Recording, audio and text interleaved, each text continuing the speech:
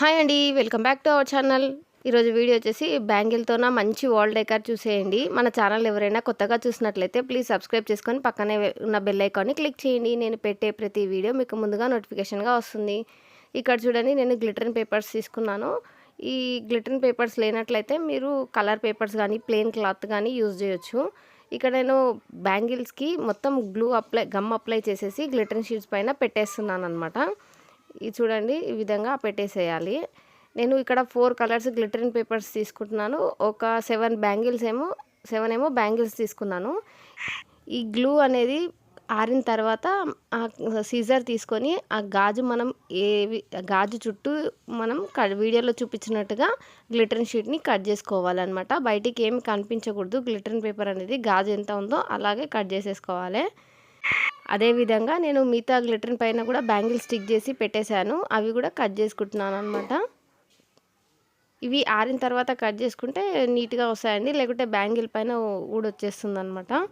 చూడండి, నేను ఇక్కడ ఒక రెడ్ కలర్ మాత్రమే ఒక బ్యాంగిల్ తీసుకున్నాను. మిగతావన్నీ 2 కలర్స్ తీసుకున్నాను. అట్లా మొత్తం 7 బ్యాంగిల్స్ అనమాట. ఇవి చూడండి, రబ్బర్ బ్యాండ్స్. ఇక్కడ చూడండి, ఇవి మొత్తం ఆరిన తర్వాత ఈ బ్యాంగిల్ చుట్టూ గమ్ అప్లై చేసేస్తున్నాను. ఈ గమ్ అప్లై చేసిన తర్వాత సేమ్ హెయిర్ బ్యాండ్ తీసుకొని వీడియోలో చూపించినట్టుగా ఆ గాజుకి మొత్తం చుట్టూ కవర్ చేసేయాలన్నమాట. గాజు కనపడకుండా పెట్టేసేసేయాలి ఆ బ్యాంగిల్కి హెయిర్ బ్యాండ్ అనేది. చూడండి, ఇలా వస్తుంది. ఏ కలర్కి ఆ కలర్ తీసుకుంటేనే బాగుంటుందండి. డిఫరెంట్ తీసుకుంటే చూడడానికి మంచిగా అనిపించదు, కాబట్టి సేమ్ కలరే తీసుకోవాలి.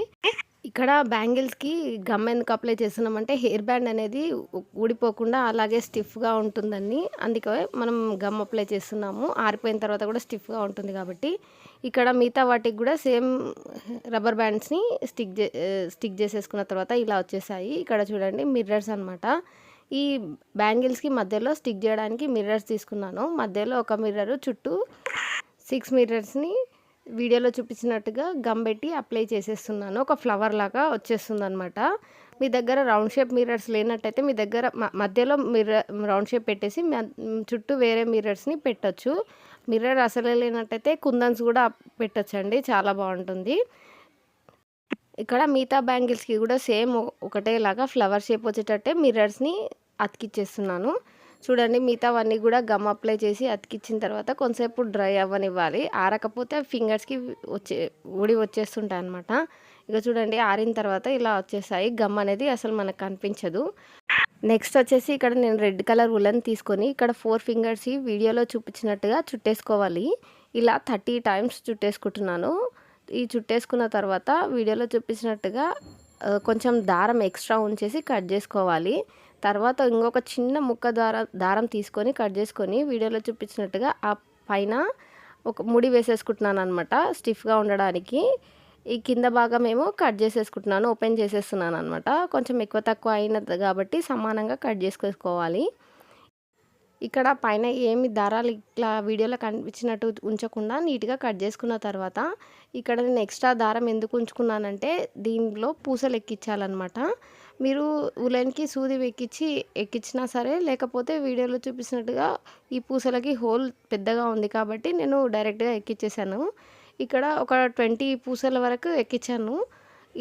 సేమ్ ఇలాగే నేను గ్రీన్ కలర్వి 2, రెడ్ కలర్ది ఒకటి అనమాట మొత్తం తీసేసుకున్నాను. తర్వాత ఇక్కడ వీడియోలో చూపించినట్టుగా రెడ్ కలర్ బ్యాంగిల్ మధ్యలో వచ్చేసి చుట్టూ కలర్ బ్యాంగిల్స్ని పెట్టేసేయాలన్నమాట. చూడండి, గ్లూ గన్ పెట్టేసి స్టిక్ చేసేస్తున్నాను. ఆపోజిట్ అనమాట. పైన ఆరెంజ్ వచ్చింది కదా, కింద కూడా ఆరెంజ్ వస్తుంది అనమాట. ఆపోజిట్ సేమ్ కలర్స్ ఉండేటట్టు పెట్టేసుకున్నాను. ఇక్కడ కూడా సేమ్ ఫ్లవర్ లాగా వచ్చేస్తుంది అనమాట. మొత్తం స్టిక్ చేసేసుకున్న తర్వాత చూడండి, ఆపోజిట్ అనేది సేమ్ కలర్ వచ్చేస్తుంది. ఇలా మొత్తం స్టిక్ చేసేసుకున్న తర్వాత బ్యాక్ సైడ్ తిప్పేసేయాలి. చూడండి, స్టిక్ చేసుకున్న తర్వాత వీడియోలో చూపించినట్టుగా బ్యాక్ సైడ్ తిప్పేసి ఇక్కడ ఐస్ క్రీమ్ స్టిక్స్ తీసుకుంటున్నానండి నేను. ఐస్ క్రీమ్ స్టిక్స్ లేనట్టయితే చిన్న కార్డ్బోర్డ్ ముక్కలు, అట్ట ముక్కలైనా సరే తీసేసుకోవచ్చు. ఈ విధంగా బ్యాక్ సైడ్ పెట్టినట్టయితే జాయింట్ అనేది ఊడిపోకుండా గట్టిగా ఉంటుందన్నమాట. ఎప్పటికైనా గట్టిగా ఉంటుంది. ఇవి స్టిక్స్ అనేటివి ఫ్రంట్ సైడ్ కనిపించకుండా స్టిక్ చేసేసుకోవాలి. నెక్స్ట్ వచ్చేసి మనం ఇక్కడ పూసలు ఎక్కించి పెట్టుకున్నాం కదండి, ఆ థ్రెడ్ని స్టిక్ చేసేసుకోవాలన్నమాట. పూసలు ఉన్నంత వరకు మాత్రమే కనిపించాలి, ప్లెయిన్ దారం కనిపించకూడదు. అందుకే పూసలు ఉన్నంత వరకు లాస్ట్కి మాత్రమే స్టిక్ చేసేసుకుంటున్నాను. మనం రెడ్ది ఒకటి గ్రీన్ది 2 తీసుకున్నాం కాబట్టి రెడ్ మధ్యలో ఇటు అటు గ్రీన్ది పెట్టేసుకుంటున్నాను. గమ్ పెట్టి స్టిక్ చేసిన తర్వాత ఈ ఎక్స్ట్రా ఉన్న ఊలన్నీ కట్ చేసేసుకుంటున్నాను. తర్వాత ఇది హ్యాంగింగ్ కోసం ఇంకొంచెం ఊలన్ తీసుకొని వీడియోలో చూపించినట్టుగా గమ్ అప్లై చేసి స్టిక్ చేసేసుకుంటున్నాను. ఇది ఊడిపోకుండా ఉండడానికి కొంచెం బ్యాక్ సైడ్ ఏదైనా పేపర్ కానీ ఏదైనా కార్డ్బోర్డ్ కానీ స్టిక్ చేసేస్తున్నాను. కింద థ్రెడ్ కూడా సేమ్ అలాగే స్టిక్ చేసేస్తున్నాను. ఇది కొంచెం స్టిఫ్గా ఉంటుంది, తొందరగా ఊడిపోదు ఇలా స్టిక్ చేసినట్టయితే. దీనిని ఫ్రంట్కి తిప్పి చూస్తే ఇంకా మన వాల్ డెకర్ అనేది రెడీ అయిపోయింది. చూడండి, అది కూడా చాలా తక్కువ ఖర్చుతో ఈజీగా, టైం కూడా తక్కువ టైం పడుతుందండి ఇది తయారు చేసుకోవడానికి. దీన్ని వాల్కి హ్యాంగ్ చేసి చూపిస్తాను చూడండి. దీని ఫైనల్ లుక్ ఎలా వస్తుందో చూసేయండి. దీనిని మన ఇంట్లో పండగలప్పుడు కానీ ఫంక్షన్స్ అప్పుడు కానీ ఈ విధంగా మన ఇంటిని అందంగా డెకరేషన్ చేసుకోవచ్చండి. ఈ ఐడియా ఎలా అనిపించిందో నా కమెంట్ బాక్స్లో చెప్పండి. ఇలాంటి మరిన్ని వీడియోస్ కోసం మన ఛానల్ని సబ్స్క్రైబ్ చేసుకోండి, షేర్ చేయండి. Thank you for watching.